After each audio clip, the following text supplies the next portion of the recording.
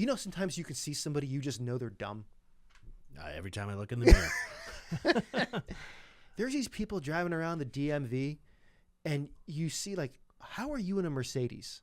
Yeah, how and are it you has in a bumper sticker that says, like, my cat says hi. Right. Like, how are you in an Audi? Cats don't talk, okay? Well, yeah. But I like these luxury This is cars. how. This is how.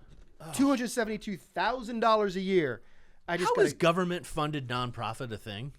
Well, How is that a thing? because it's a loophole. Well, for the that CIA, it's a cutout. Well, they figured out that these nonprofits can do things the government is legally prohibited from doing.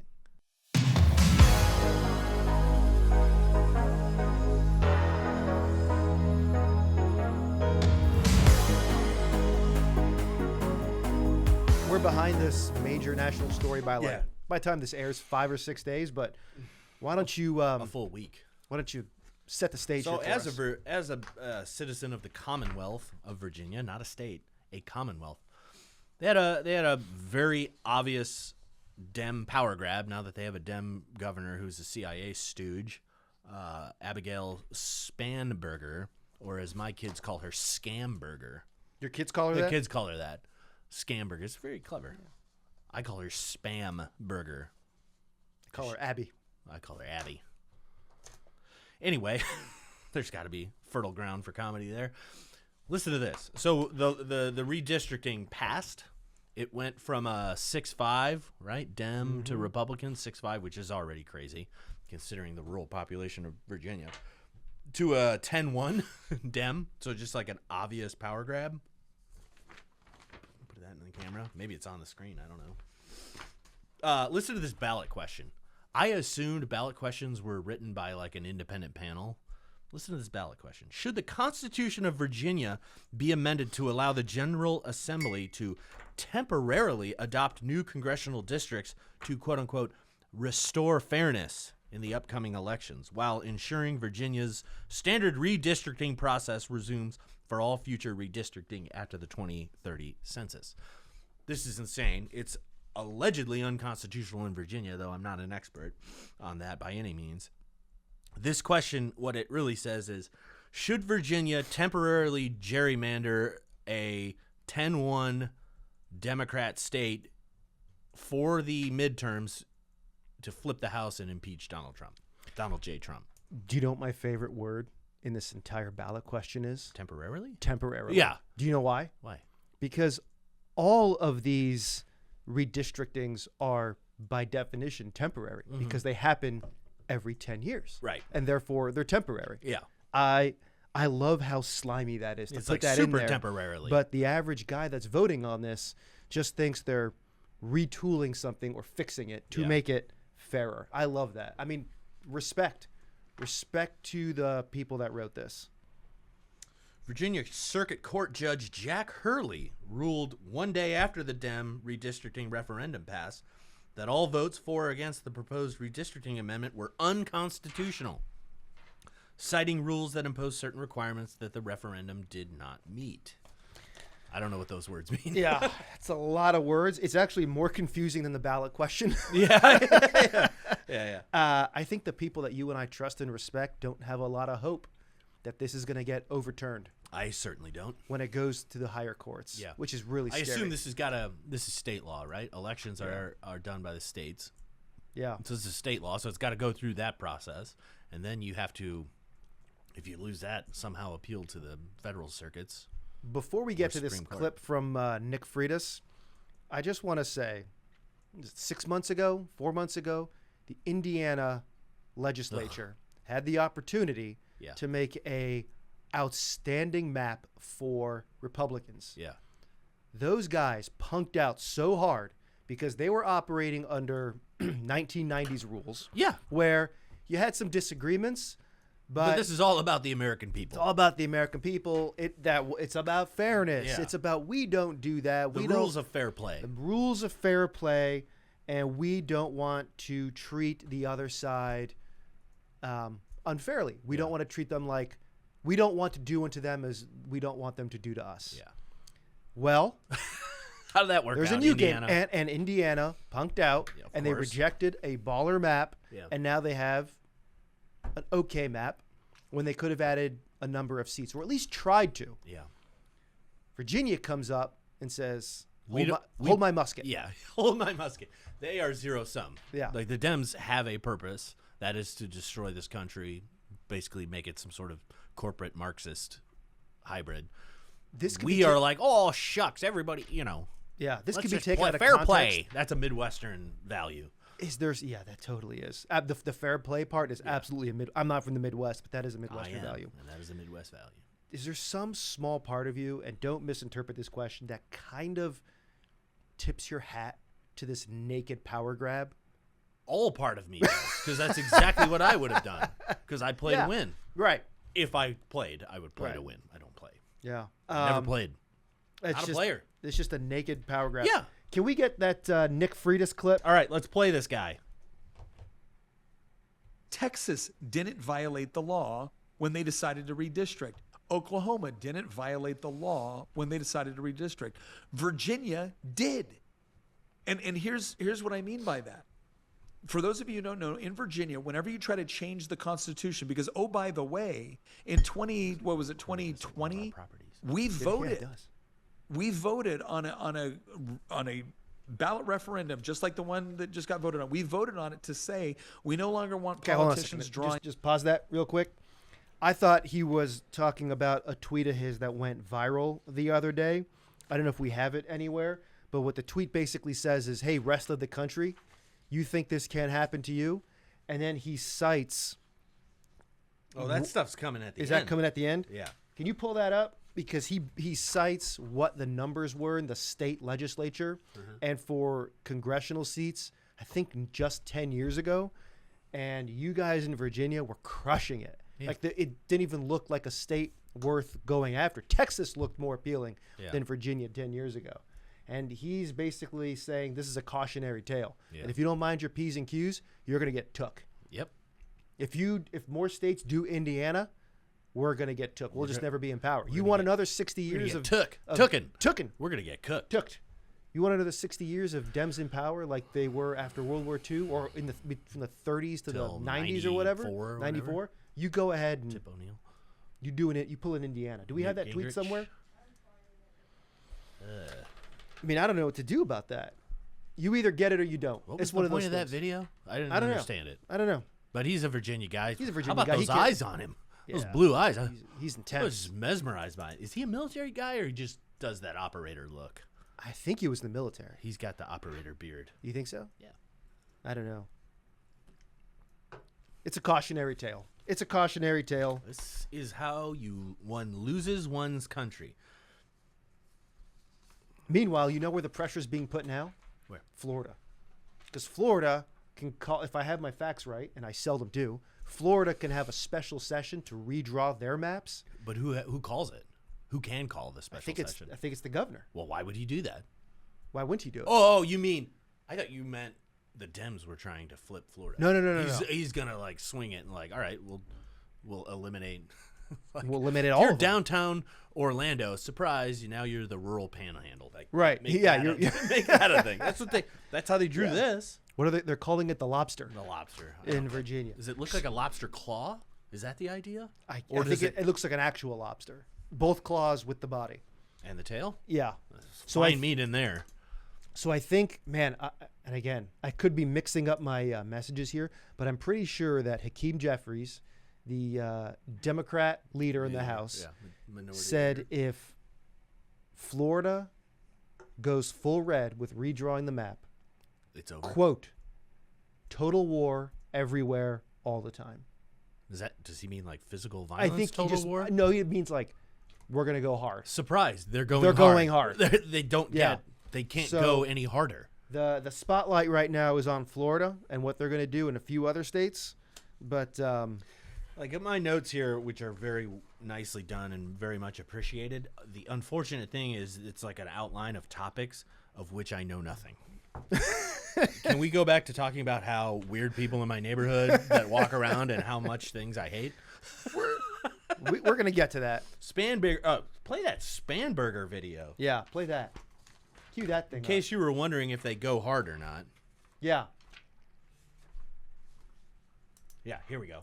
Gosh, Do you worry that states, districts all over the country now will just go tit for tat trying to do this, not every 10 years, but whenever they feel the need? Yeah, which is what you do. I certainly think that that is a fair concern, which is why absolutely when Democrats take a majority in the House of Representatives, my hope and expectation will be that there will be serious conversations about redistricting reforms and the process by which all 50 states will take on redistricting efforts. But I think essential to the conversation, as I mentioned, in Virginia, was our commitment to our bipartisan commission. And so I think it's important that every step along the way, we weren't saying, okay, this is the new normal of this kind of tit for tat. We were saying, at this moment, we are taking a responsive and temporary step, and we in the Commonwealth of Virginia are committed to getting back to that bipartisan commission. So I think that that was an essential part of the discussion. What about here. this is bipartisan? There was nothing about this that was bipartisan. Some token kangaroo court bipartisan that had a couple Republicans, probably from Northern Virginia, that were fired USAID workers or other CIA people. This is not bipartisan. And also, I don't really understand what she's saying because it's kind of a word salad. But at the same time, it sounds like she's saying, don't do what we are doing, other states. Don't temporarily change things just because it's politically expedient. Don't do that to us. We'll do that to you, and then we won't do it anymore. Right. It's almost like they're calling a truce. It was kind of like after Trump was elected, all these radical left-wingers were going on TV saying, hey, we want to have a diet like Cenk Uygur, who's just totally bananas, was out there saying, hey, I want to have a dialogue with the right. I want to have a dialogue. We just if his side, you. we skull crushed you. If his side has won, do you think he wants to have a dialogue? No. This is it's just a gaslighting. She's gaslighting us. Yeah. That Cenk Uygur feller. Yeah. Somebody recycled. I saw a clip again of, I don't know what event they were, where he's like got his little set piece thing and he's talking and Alex Jones comes up. He's like, you support Saudi Arabia, and he's like, and then like the girl Kasparian is like, F you, dude. She's like chirping up in the back. This was like a third world street brawl. It was awesome. He's like, Cenk gets up. He's like, hey man, I go against Saudi Arabia. It's like, what? That's like so stereotypical. Can we go back to that? There's two guys fighting, and of course there's a girl in the background just chirping, making noise, screaming. Just throwing fuel on the fire. Can we have those politics back? Like, can we go back to that? I know. I miss those days. Yeah. I don't know what to say about I think The Onion owns InfoWars now. Dude, I can't even follow that. Like, and you know, Jones was tweeting about it. What's his name? Tim Heidecker now, I guess. Who's that? He's Hollywood guy? Yeah, he's the comedian from Eric and Tim show. Oh, yeah. Yeah, he's got his own podcast, which is actually pretty good. Yeah. I assume he's a lefty. Oh, Bigly lefty. Bigly. And what? They're I just don't know, mocking man. Like, all of us through. Yeah, they're all just making fun. Why of doesn't us. Jones just rebrand? Like Prison Planet? Does he own that? Did he lose that too? Well, the benefit is Jones is the brand. Yeah, right? he could just call call it it anyway. Alex Jones Podcast. Yeah, and he'll get millions of followers. Well, I'm sure there's probably equity in the name InfoWars, right? There's deals and all kinds of stuff. I don't know how tangled his web is. Yeah, I don't either. But I know Super Beats are a really great product. Let's go to our sponsor, Super Beats. Brought to you by mushrooms that make your hair grow. We're gonna do one more thing on Everything's this gerrymander. mushrooms now. Yeah, dude, mushroom coffee. Mushroom it hot was chocolate, beets. mushroom coffee. And everybody realized the beets don't wanna actually drink do mushrooms. anything. And then they realized, oh, let's fool these people with mushrooms. What'll be next after mushrooms? After everybody realizes the mushrooms is a scam. Yeah, what's the next What's one? the next thing? Just dirt? What's out there? Dirt? Just dirt. And they're already doing grounding where you stand in the dirt and which grass is with your feet. Ludicrous on its I mean, face. it's just normal life. Yeah. Like walking around your yard barefoot. Yeah. I had no idea it was attuning my chakra with the electromagnetic pulse. I don't know what I'm talking about. All right, going on. More on this one super last thing. boring but Yeah, terrifying topic. This is you know what? You just hit on it. This is why these things can slip through. Because it's boring. This is so boring. But on the other side of the coin, this is what is defining our life. Yeah. This is so. It's technocratism. I'm going to try to make this analogy work Technocracy. for this, right? So Let's hear it. So this gerrymandering is super boring, but the way the districts are cut basically determines your life. Sad to say, but you know, if you've got no representation, you're basically just a slave to your state. Yeah. I heard the most fascinating thing yesterday by a fella. I don't know if I should say his name or not. Don't. No, but If he's a there's smart any guy. question, just don't He's say a it. smart guy. I like him very much.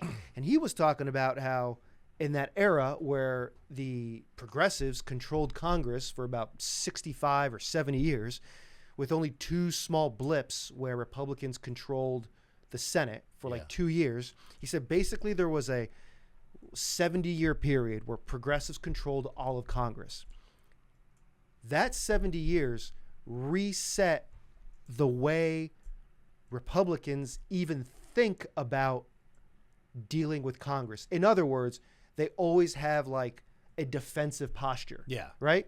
If Republicans wanted to get, you'll appreciate this, if they wanted to get anything done, they had to negotiate with the Democrats. They had to work with the other side, as opposed to the progressives during that era was, hey, we're in charge. We can do whatever we want. Right. And his I theory is that mentality has stayed Trickled today, down. even though the parties have shifted power over the last 30 years. I mean, that is We sort still- of the cultural Yes. norm of how you think about yourselves. Like, we're always in the minority. We're always the minority, even when we're in the only majority. time we get anything is by compromising. That's Yeah. the spirit of the loser. But that's but the that, loser mentality. But here's why. So Spirit of the loser. in that Some of you viewers know what I'm talking about. in that analogy is the Republicans just that's the culture they exist in. Yeah. In Congress is we're in second place no matter what. This is just the world around us. It's the same thing with the gerrymandering. Right? Yeah. You are always going to feel now like you can't do anything. You always have to concede 90% of what you want because you basically have no recourse. Yeah, that It's is sad. pretty smart. That's smart. Smart man said that. You should One take last credit. thing. Let's do this Obama, some Obama guy, Barry? gerrymandering. Barry Obama? Barry's Hussein Obama. I say Hussein because it matters. All right. What What is does this? this jerk have to say? Today, technology lets the party in power precision draw the map in a way that packs the other party's supporters into as few congressional districts as possible. It's why your district might be shaped like a corkscrew. But it's also how a party gains more seats while winning fewer votes, See what's happening here. which isn't fair. It means the politicians don't have to worry as much about a serious challenge from the other side. That moves our debate from the rational, reasonable middle, where most Americans are, to the extremes. In April, Virginians can respond by making sure your voting power is not diminished by what Republicans are doing in other states. This amendment gives you the power to level the playing field in the midterms this fall. Voters will have the final say over what the maps look like. This is the responsible thing to do. Responsible? Speaks for itself. Yeah. Here's the thing. Let's have an honest question. Obviously, both sides are shady, right? Yeah. Is this a particular kind of shadiness, or is this anything worse than? I don't think it's any Other particular- Republican it's just leader more would do. effective. Yeah. It's just better. Run. Yeah. If we're going to be shady, let's be that shady. I mean, it goes back to the Indiana example. Yeah. They weren't willing to be as shady Yeah. because they wanted to be nice and fair and respect the other side. This guy's a killer, Absolutely. total killer, Yeah, literally. literally. Yeah. Should we go over the list of everybody he killed? Well, confirmed just on the drone strikes. Yeah. But let's there's not that. let's not get into And then there's anybody who's swimming in 4 feet of water behind his house. anyone who works with him that was accused of having a romantic relationship with him. Right. A same-sex romantic relationship drowns in a puddle of water. Amazing. You see it every day. Yeah, it's kind of. We got other notes. That's here. the main. We have more. Are we done with this? I think I'm done with this. I got nothing else. Spamberger, yeah, it's just like I just don't. The problem is, so we've got this new fantastic producer and writer for Who Versus. The problem is, she thinks we're smart and that we're plugged in and that we know what's going on. You more so than me. This is You have some idea of what's going on. I am but that's a so matter out of to lunch. degree, not of kind. I'm talking about structural supports all day, underpinning. That's what I do. Dude, I just saw talk a about great. building I all saw a day. great graphic of the great. What's it? The Greater Earth theory and the ice wall. What's that called? The Greater Earth theory. I don't know what you're talking about. That This sounds is your awesome. wheelhouse. Flat Earth? It's flat Earth, but basically, you've talked about this. So they've rebranded flat Earth to the Greater Earth. I think it's called the Greater Earth, which is essentially there's all the continents that we know. African continent, North America, South America, Asia, Asia, Europe, Australia. Does that count? Antarctica. And those are all inside the ice wall. Yeah. Right. But then there's a land we never see, Way and that's outside the of rest that. of the world that Yeah. we have never been in contact with. I thought that's where you were going with that. No, See, that's the kind of stuff we can talk about. That's 100% You want what we analysis? could talk about. That's what I we can want do. the Earth to be flat so bad.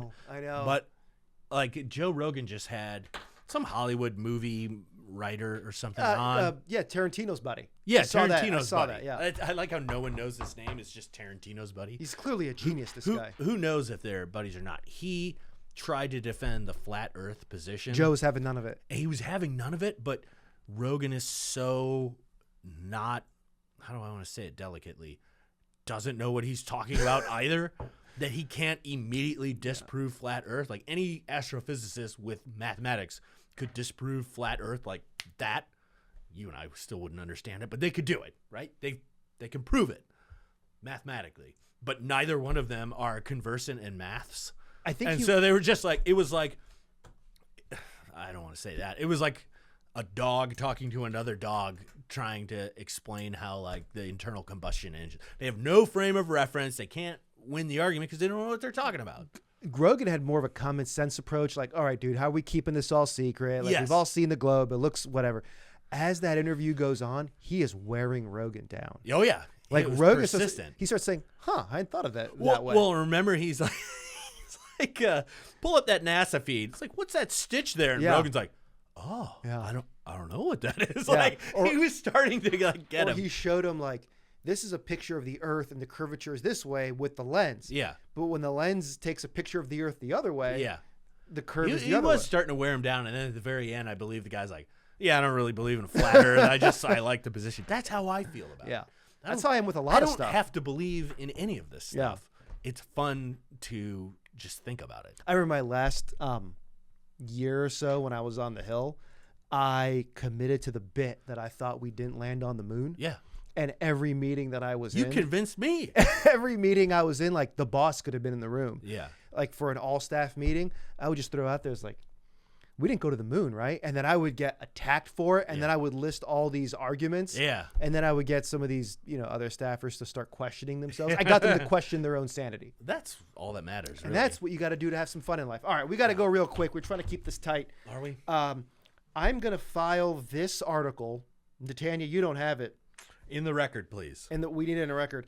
without objection. In the it's So ordered. I'm going to call this article an article secretly written by a conservative about the least sympathetic group of people on the earth. Right, because otherwise it's the greatest Greatest self-owned, self-owned complete ever. lack of self-awareness of all time. So it's by the New York Times. A year after USAID's death, fired workers find few jobs and much loss. You're going to have to put up with a little bit of reading for some of this, but I need you to understand the depths to which, Yeah. A, this author was trying to make these people sympathetic, and it totally backfires, and B, that these people have no self-awareness about what their entire life has been. Lay it on me, Okay? brother. I can't wait. Okay. So Just for context, this is about USAID that Russ Vought, OMB director, and Donald J. Trump at his right. behest shuttered. Okay. She was fired by email while on maternity leave, given 24 hours to clear out her desk, and left with 3 days of health insurance and no severance pay. She had worked for the U.S. Agency for International Development or related groups for more than 2 decades. She made $175,000 a year. That was January 28th, 2025.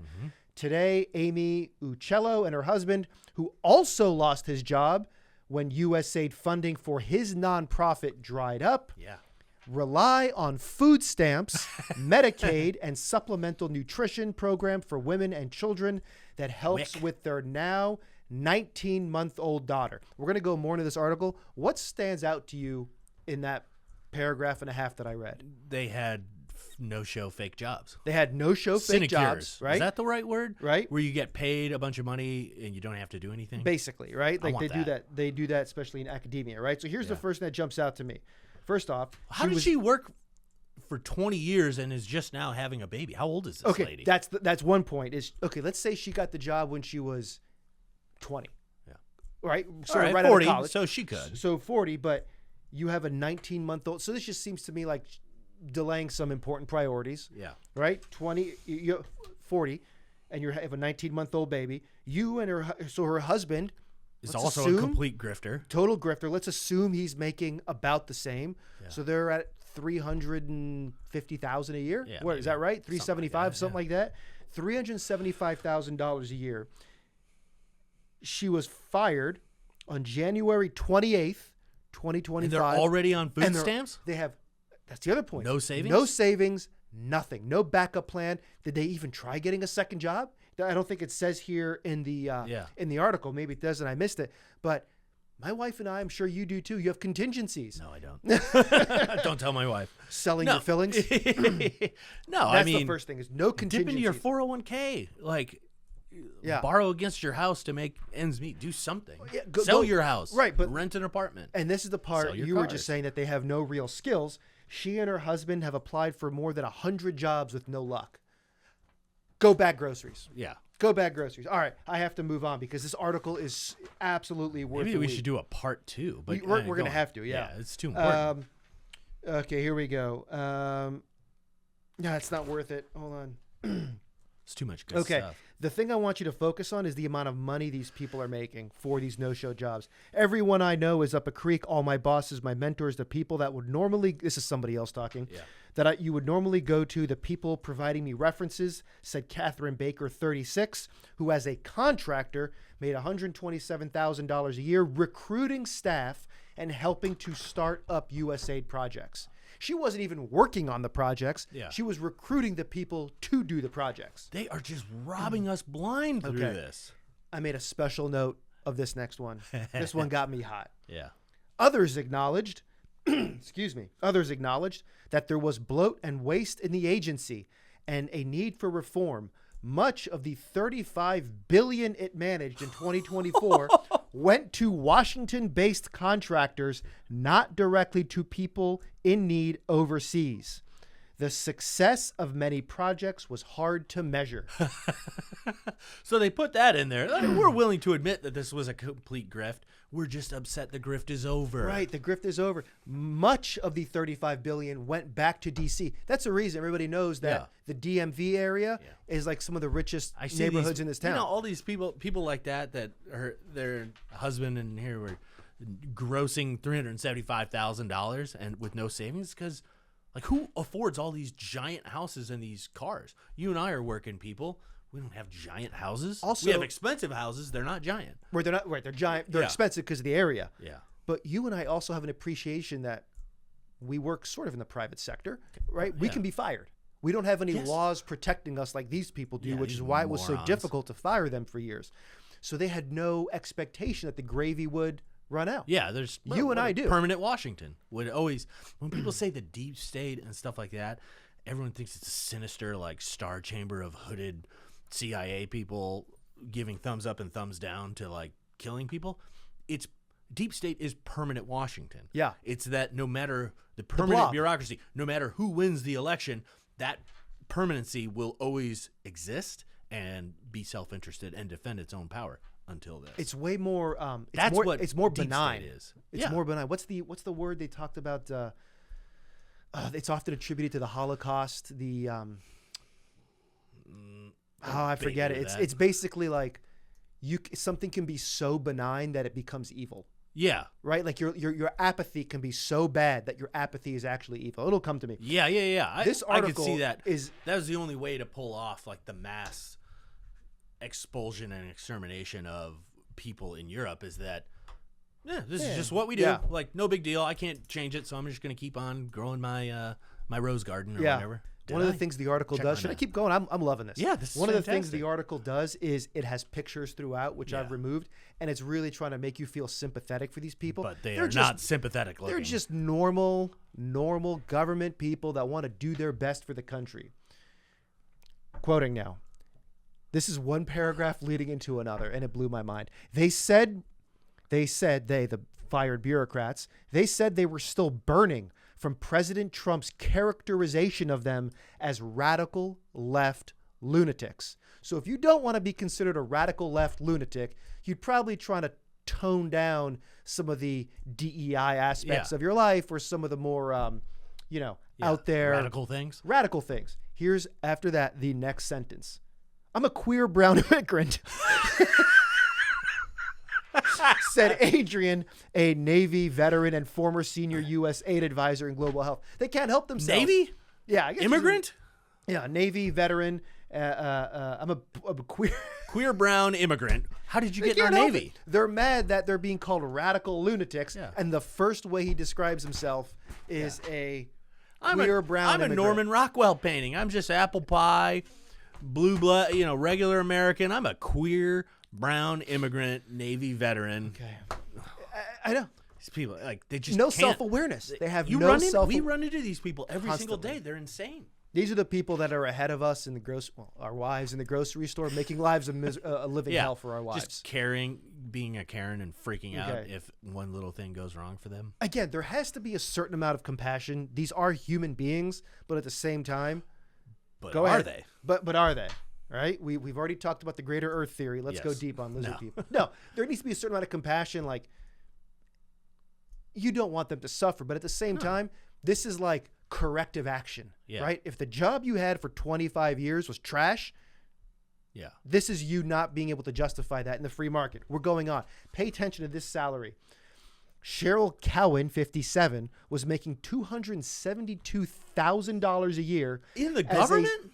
as a senior vice president at a USAID-funded nonprofit. Okay, here we go. But still, it might as well be the government because it's our money. It's our money. When she was let go at the end of March of 25, last month she had an online interview for a $19 an hour job managing a Penzeys Spices. Do you know what that is? It seems like a thing in Northern Virginia moms go to. Yeah. Near her home in Falls Church.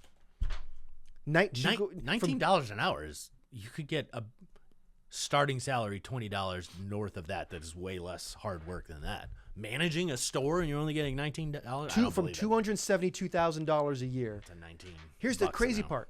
We were funding whatever this nonprofit is. Who knows what it was? Yeah. We'll never know. The point is, it was nothing. And at this was the grift. And at 57, I bet she was getting this money for a long time. Now this makes sense to me why, sometimes you can see somebody, you just know they're dumb. Every time I look in the mirror. There's these people driving around the DMV, and you see, how are you in a Mercedes? Yeah, How and are it you has in a an bumper sticker that says, my cat says hi. Right. How are you in an Audi? Cats don't talk, okay? Well, yeah. But I like these luxury This is cars. how. This is how. $272,000 a year. How is government-funded nonprofit a thing? Well, How is that a thing? because it's a loophole. Well, for the that CIA, it's a cutout. Well, they figured out that these nonprofits can do things the government is legally prohibited from doing. That's it. So it's just a grant? I'm going to Something- skip I don't over get the it. rest of this, but How do we get that money? That's a good question. We know people. Apparently, there's a job out there that's paying $272,000 a year with Yeah. no one filling it. I'm going to skip a big chunk of it because it's just listing, Every- Cindy and Bob, 300,000, all that Yeah, stuff. Okay. It just keeps getting better.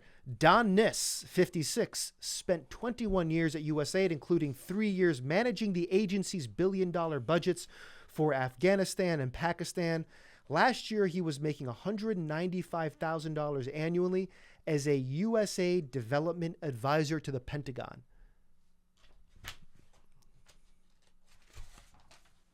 Okay. Wow.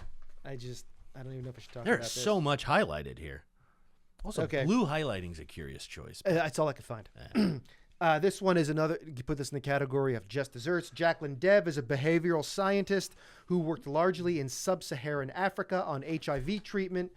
A year later, her $200,000 income as an agency contract. This is just contracting. So Yeah. does that mean they can have other contracts? I don't know.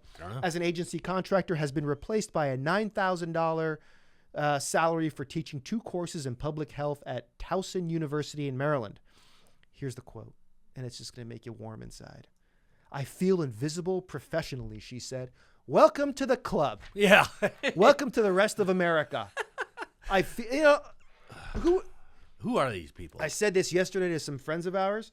We have been funding their gap year for the last 25 years. This is their gap year. Their 20 and 30-year career This is their gap year. 30-year paid gap year that they've had. And they've basically shrimp on been a treadmill, man. They've been children. Shrimp on a They've treadmill. been children. We've been paying for their gap year. This is the last quote.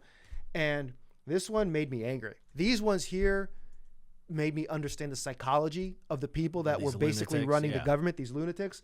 This one made me angry because there's quote after quote in here saying, we were doing this as soft power for the United States government. You know, we're here to help the country. Quote, and then we'll... Who's gonna spawn color revolutions now? Then there's Michael Nicholson, 51, who was working for USAID as a foreign service economist in Mozambique. When he and his wife, that's right, when he and his wife as also a foreign service officer, so they're just milking the teat on both ends here, as a foreign service officer were laid off. They have a 4-year-old daughter, and this is the best part, and have since moved to Nairobi, where Mr. Nicholson is running his own startup, Afrique U, that connects talented Come on. talented African student basketball players with American universities. Shut up. Yeah. Like, first off, this guy's taking jobs away from Americans too, because he's sending Africans into America to play basketball. We got tons of kids in America that are great at basketball. You're pulling my leg No, here. I'm not. His business is still in the pre-revenue stage, Sure. i.e. broke. Yeah.